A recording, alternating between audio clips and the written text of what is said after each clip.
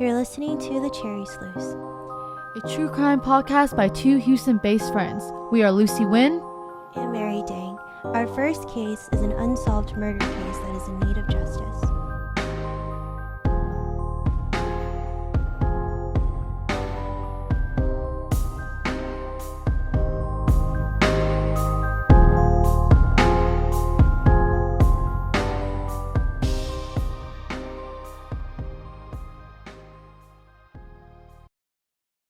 On March 26, 1991, a group of 5 young boys in Daegu had the day off from school as a result of a national election day. They set up that day by going to the mountains as they would any other day, but hours later, their parents realized that something was wrong. Around 1 p.m. that day, all parents were informed that their children never showed up for Taekwondo practice. Police were adamant that this was simply a missing persons case. It wasn't until the boys' bodies were found in 2003 that this case was treated for what it was, a murder case. Thank you for joining the Cherry Sluice today. I'm Lucy, and this is Mary. For our first season, we are covering the most notorious missing children's case in South Korea. Our first episode will be solely focused on the children and their parents. The victims are, disclaimer, I will try my best to pronounce their names without butchering it. The first victim is Woo Chun-won, age 13. Second victim is Jo Hong-yoon, age 12. Third victim is Jim Young-woo, age 11. The fourth child was Bak Chang-eun, age 10. And fifth child, the youngest, Jim Young-sik, age 9. The 5 boys lived in a small village in Daegu. They were so tight-knit that their homes were actually in like a circular formation. They lived right next to each other. They grew up together, and despite their age difference, because they lived so close to each other, they were known as like the 3 musketeers. They were inseparable. On the very day that they were missing, the parents all received a phone call from their Taekwondo teacher saying they were missing and they had missed their practice. The neighbors told the parents that the kids had gone to the mountains trying to look for salamanders, or as now everyone knows as, they were looking for frogs. But when the parents had gone to the police told the parents simply that this is a regular missing persons case, that the kids will most likely come back from where they were. We actually have a quote from a journalist at the time saying that, quote, "At the beginning, it wasn't very important news. The pro-democracy movement was growing in Korea and everybody's attention was focused on who was elected.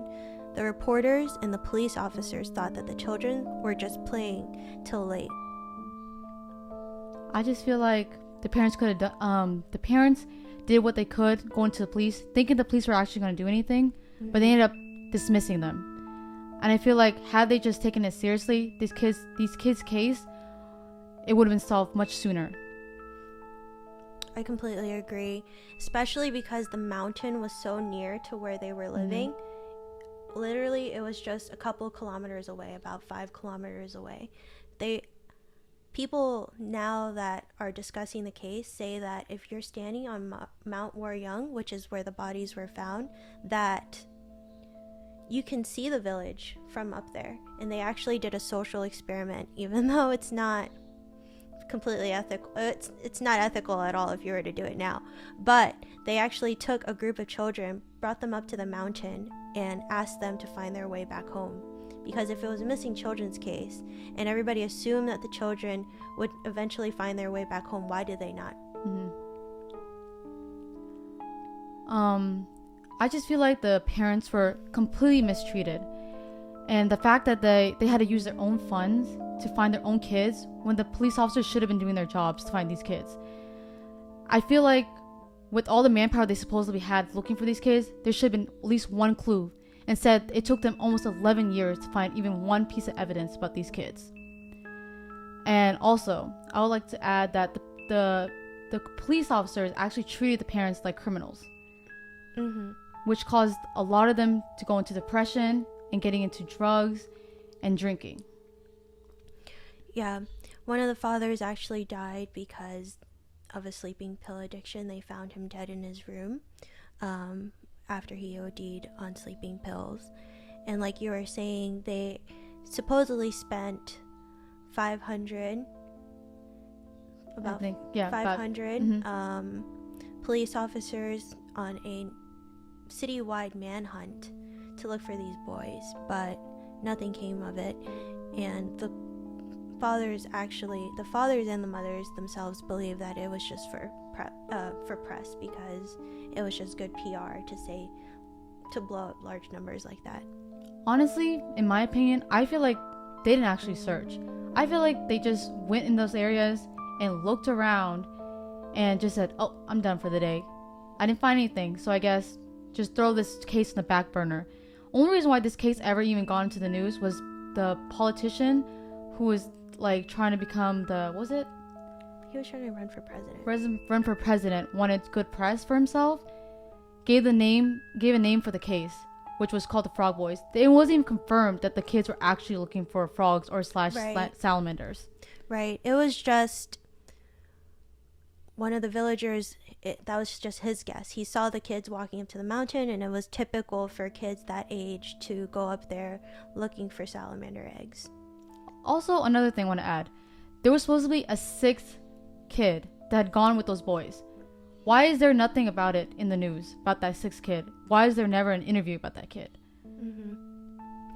Yeah, we don't have very much information except for the child ran back home to grab his sweater and left the group early because it was getting late, and he knew that his mom would be upset with him for staying out late. Also, supposedly it was because he didn't eat his breakfast, so his mom wanted him to eat.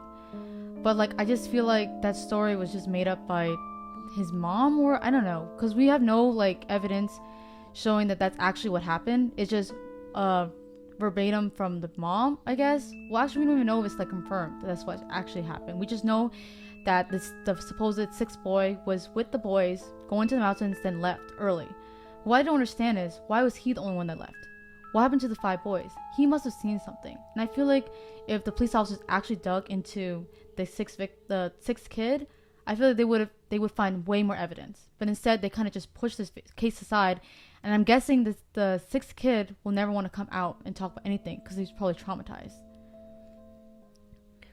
Yeah, the police just did a very poor job. The reporters too, because again, they were consumed by the election that was going on at the time, and no one was really giving it the amount of press that they needed. So bad that the parents took it upon themselves, quit their jobs, and again, they were living in a village, so they didn't have very much money to begin with, but the parents pooled money together, rented a bus to travel around South Korea so they could have a true nationwide manhunt for their children. They even had pictures of the children on the buses and a message that read, that told people that please look for our kids, these are their names, you can call us at this number such and such, translated in 3 languages. And they were just driving around South Korea for 3 years before their funds ran out. But those were the lengths that the parents had to go through to feel like people were going to hear their children's story properly. Also, I'm reading the article right now to like, kind of find something to tell you guys, but like the parents also participated in a program called the Square of Public Opinions, where they were talking about how the police officers were actually doing their jobs. They were saying that the police officers gave pamphlets called the Children Runaways. I guess that's the quote from the article, saying that the police were just trying to wrap up the case really quickly so it can be out of the public eye and just forgotten. Right, yeah. They just really honed in on the fact that these children were runaways, that they were missing. And the statistics are that within 24 hours, the chances of you getting your child back, if they were kidnapped, anything like that, drops dramatically. And within 48 hours, it's nearly impossible. So for them to just continue honing in on this, 5 kids just disappeared, and you're just going to say that they went missing? Where did they go? Why would they leave? What makes you think? I just feel like, what makes you think that these kids just like, oh, decide one and up, just walk and just leave and never come back? Why would they do that? It has to be foul play. 5 young kids. You think they had the plan of trying to run away? It makes no sense to me. And plus, supposedly they had a good life. Their parents were good people and they were supposed to be good boys. Why are you labeling this as a missing person case and not thinking maybe foul play is involved? Right. Also, I also think that had these kids been rich, there would be more resources for these kids. For some reason, police officers always like ignore poor people because they know that they're not going to do anything about it. Like, they're not going to put their own money into the search themselves. So you just kind of like, oh, whatever. Like, you know, just throw that case away because they're not like seen as like, you know, someone who has money to like pay for like private investigators to look into it. So they just kind of just throw the case because they know those parents are never going to pursue it. But these parents actually pursued it because, you know, that's their kids. Like, why would they not pursue it? They became in debt because these police officers didn't do their jobs. Mm-hmm. Yeah, to this day, it's actually 29 years later, about 30 years later, but the parents' quote says, he could probably talk about this case forever. And even just last year, Channel News Asia released a documentary where they had live interviews with the parents. So 30 years later, they're still trying to get anything that they can, you know, get their reach as far as they can to international groups now. Because before, originally when the case first started, it was just in South Korea. But now they're still branching out, even, you know, decades later. I mean, we're talking about it because that's how big the case became. And yet, even though this case has gone so big, it's still not solved. Because had the police had done their job to begin with and actually did everything correctly, I feel like this case would have been solved a long time ago. Yeah, because timing is crucial. And they spent a lot of time in the beginning just saying that, you know, it's a missing children's case, as we keep saying. But this is really what this is truly all the police had to contribute in the beginning. First couple of years was just, you know, printing out missing person ads. They actually spent time investigating their own parents. Why would their parents, if the parents had anything to do with it, who in their right mind? Who would spend their own money? Yeah. If they are the supposed suspects, why would they go in debt for these boys? Right. Also, thing with the flyers, do you think when you're in the streets, right, someone hands you a flyer, what do you think you're gonna do with it? Are you actually gonna read it? I feel like if I was handed a flyer with a missing person case, maybe I'll be thinking about it for a second. But it doesn't really like soak in because I don't feel a personal connection with them. So like having flyers handed out by the police officers feel like it does nothing. There's no fruition from it. Like, you don't gain anything from it because no one actually reads those. I feel like the public should not be the ones that should be like, you know, forced to solve this case and not the actual police officer. They're the one who's trained to do it. Why does the public have to do with it? Why do they have to do everything? Yeah, I feel like with the flyers, it's pretty difficult to grab someone's attention because you're interrupting them. You know, they're going about their day. They're not thinking. They're not focused on this. And you just hand them a flyer. They're just like, oh, okay, maybe they're trying to sell me something, or, you know. And if you watch the Channel News Asia documentary, there's actually a clip where the dad was, you know, almost in tears, just talking about how he was driving around in his van, passing out flyers, and people would just crumple it up, toss it, and go about their day. I mean, if you think about it, it's like, that's not their problem. Like, I know it sounds really cruel, but it really isn't their problem. It's someone else's kid. Mm-hmm. And also, the police officer never made it a priority. So people are like, kind of like, oh, it's just a missing case. It's going to get solved. But what does that mean? If someone's missing, you should be trying to look for them. Even if they ran away, even if they decided to just walk and then just are going to come back, you should always take any missing case it's very important. And especially if it's kids. Like, I feel like had it been like a teenager, maybe I'm not going to say I understand, but then it would make sense. But it's 5 young boys. Like, and they've never done this before. They'd always gone to the mountains, always came back home. Why this day? Why this day they decided not to come back? And why would you call it just a regular missing person case? What does that even mean? You know what I'm saying? Yeah. And it's strange that they just missed Taekwondo practice. On a day where, you know, if they weren't in school, then I'm assuming their parents were also having the day off to join in on the elections. So why would they choose that day to skip taekwondo practice, knowing that their parents could freely just come and pick them up? And it was so regular for them and strange that they did not show up, that the taekwondo teacher would just reach out to their parents. I also want to talk about something else. Like, when they did the, what was it? You know about the phone call? When they got the phone call and someone's claiming that it was one of the sons that were missing? It was after that interview. On the program, right? Yeah. Okay, so imagine getting that call saying that your son is alive, right? Mm-hmm. How did the police not actually look into that? They did look into it and they found out it was a prank. But I just feel like those hotlines that was put up, why don't they, like, you know, verify stuff like that? And why would they put it? I feel like they should have never put it on national, like, public, for public people to hear that and watching the kids, I mean the mom, like, break down, supposedly listening to her son's voice, saying that her son was okay. I just feel like the public should have never been involved. Like, not in that way, because it seems pretty disrespectful. Like, if you weren't going to treat it with respect in the beginning, and then you just kind of like tout the parents around on TV to, like, it's almost like it's entertainment, you know what I mean? Because, like, how much information can the parents provide? They don't know what happened. All they know is that their children are missing, what the police can tell them. So why tout them around on, like, this TV interview when, like, how many people are going to be tuned in? How many people are going to know what's going on?